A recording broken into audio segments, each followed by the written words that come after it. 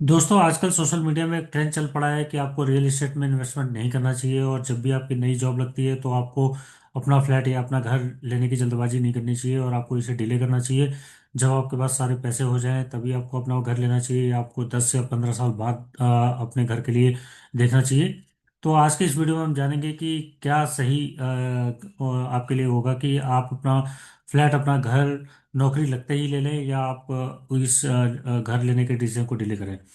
तो आज की इस वीडियो में हम जानेंगे और ये सारे के सारा डेटा हम देख लेते हैं कि आपको किस चीज़ में फ़ायदा होगा और किस में नुकसान होगा। तो देखिए दोस्तों मैं कैलकुलेशन के साथ आया हूँ और इस कैलकुलेशन को मैं आपको दिखा रहा हूँ। और इसमें इस कैलकुलेशन से साबित हो जाएगा कि अगर आप अपने डिसीजन को डिले करते हैं, अगर आप अपने घर लेने के डिसीजन को 10 साल या 15 साल डिले करते हैं तो आपको कितना बड़ा नुकसान हो सकता है और आप कितने पीछे चल जाएंगे। तो देखिए मैं मानता हूँ कि 2026 चल रहा है तो 2026 में आप अपना आपकी नई नई जॉब लगती है और आपने डिसाइड किया है कि आप नया घर लेते हैं और घर का जो एवरेज प्राइस है वो 1 करोड़ के आसपास है। और इसमें देखिए कुछ कंडीशंस इंपॉर्टेंट है कि बिल्डर तो रेपुटेड होना ही चाहिए। टॉप 5 बिल्डर में आप इन्वेस्टमेंट करिए, टॉप 5 नहीं तो टॉप 10, इससे ज़्यादा आगे मत जाइए। और एक आपका जो लोकेशन है फ्लैट का वो भी एक अच्छी सिटी, मेट्रोपॉलिटन सिटी या एक बड़े सिटी में आप इन्वेस्ट करिए जहाँ पे अपॉर्चुनिटीज ज़्यादा, आपको फ्यूचर अपॉर्चुनिटीज ज़्यादा हो। तो देखिए आपकी अगर इनिशियल फ्लैट की वैल्यू 1 करोड़ रुपए है आप और कोई अच्छा बिल्डर इस फ्लैट को स्टार्ट करता है और आपने स्टार्ट करने के टाइम पे ही आपने फ्लैट को बुक करा दिया है जिसकी करंट वैल्यू अगर 1 करोड़ रुपए है और आपने जिसमें डाउन पेमेंट 10 लाख रुपए का किया है और इसमें आपने 80% लोन के लिए अप्लाई किया है, 80 लाख रुपए इसका लोन अमाउंट है। तो 2 साल में अगर आपको पोजीशन मिलता है, जनरली एक अच्छे बिल्डर 2 साल में आपके फ्लैट को डिलीवर कर देते हैं।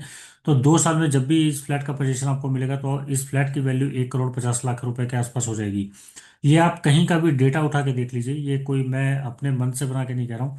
अगर आप अपना डेटा किसी भी आप रेपुटेड बिल्डर का डेटा उठा के देख लीजिए जिसकी इनिशियल वैल्यू 1 लाख रुपए 1 करोड़ रुपए की थी और पोजीशन मिलने पे इसकी क्या वैल्यू थी, जिसमें पोजीशन में 2 से 3 साल का टाइम होगा और पोजीशन के टाइम पे इसकी क्या वैल्यू थी। तो अगर आपको इससे कम निकल के आए तो आप प्लीज़ मुझे कमेंट करिए और बताइए। और उसका फिर अगर आपने डाउन पेमेंट जो रिमेनिंग डाउन पेमेंट था 20% का वो आपने 10 लाख रुपए 2 साल बाद दे दिया है। और फिर आपकी इसकी जो ईएमआई मंथली ईएमआई बनी आपकी 65,000 पर मंथ। और इसमें फिर आपने रजिस्ट्रेशन चार्जेस आपने पे किए जिसमें 5 लाख रुपए और 3 लाख रुपए का आपने इंटीरियर वर्क करा दिया।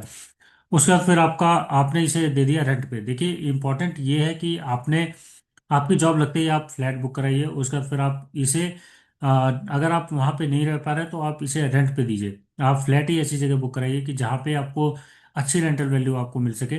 तो आपने इसे रेंट पे दिया है तो रेंट में अभी हमने 30,000 रुपये लगाया लेकिन 35,000 आपको एक अच्छे सिटी में अच्छे लोकेशन में अच्छे बिल्डर का फ्लैट होगा तो 35,000 आपको रेंट मिल जाएगा।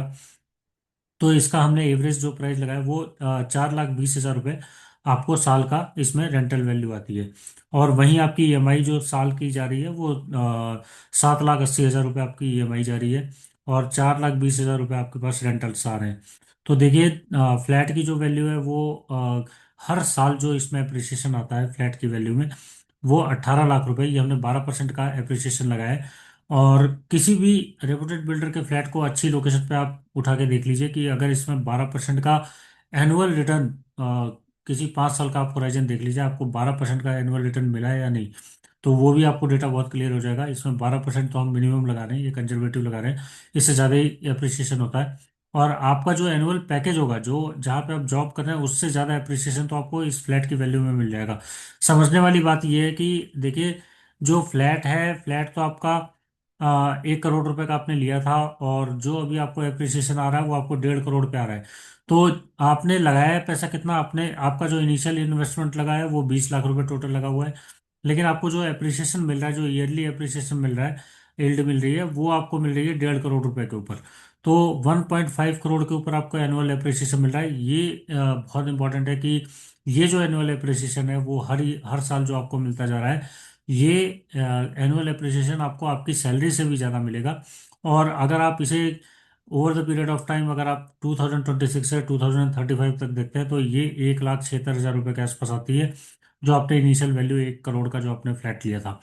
तो ये 2.25 करोड़ के आसपास उसका रेट होगा। आप अगर आज से 10 साल बाद देखेंगे तो 2.25 करोड़ रुपए के आसपास आपका आपके फ्लैट की वैल्यू हो जाएगी। और वहीं आपने टोटल जो ईएमआई पे की है वो 54,60,000 आपने ईएमआई पे की है, जिसमें आपको रेंटल्स जो आए हैं वो 40 लाख रुपए के आए हैं। तो आपका जो टोटल डिफरेंस है इसमें ईएमआई में और रेंटल्स में, ये केवल 14 लाख और 15 लाख का डिफरेंस है। तो 15 लाख के डिफरेंस में आपने जो एप्रिसिएशन जो अर्न किया है वो 1,76 लाख। अगर आप अपने फ्लैट को सेल करने जाएंगे आज से 10 साल बाद, जो आपने आज 1 करोड़ का लिया है वो आपका 2.25 करोड़ रुपए का फ्लैट हो गया है। उसमें आप अगर मान लीजिए मैं बहुत ही और इसमें चलिए 25 लाख रुपए और निकाल देता हूँ, तो आपको 2.5 करोड़ रुपए का आपका ये फ्लैट कहीं नहीं गया है। तो 2.5 करोड़ रुपए में तो आप इमिडिएटली अगर आप सेल करना चाहेंगे तो आपका ये फ्लैट इमिडिएटली आपका सेल हो जाएगा। तो ये जो एप्रिसिएशन है ये आप नौकरी में रहते हुए अगर आप फ्लैट लेने का डिसीजन अगर आप डालते हैं, और आपकी जो सैलरी है वो जितनी भी जो भी सैलरी है उस सैलरी से आप 10 साल में इतने पैसे बना के दिखा दीजिए तो हम मान जाएंगे। तो मैं समझता हूँ कि आपको ये कैलकुलेशन समझ में आ गई होगी और आप अपना डिसीजन करेक्टली ले पाएंगे, फ्लैट खरीदना या फ्लैट को आपको फ्लैट खरीदना है या आपको फ्लैट के डिसीजन को डिले करना है।